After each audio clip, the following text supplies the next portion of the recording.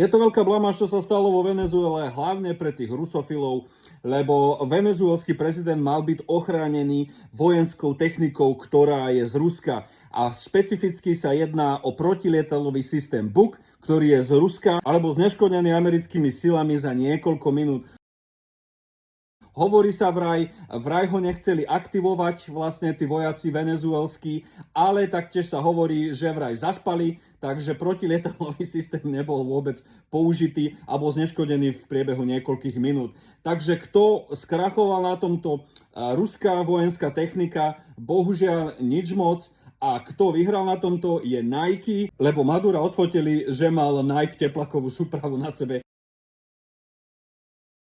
keď ho vlastne americké ozbrojené sily vyzdvihli. Takže americký Nike super a ruský protilietadlový systém Buk takto.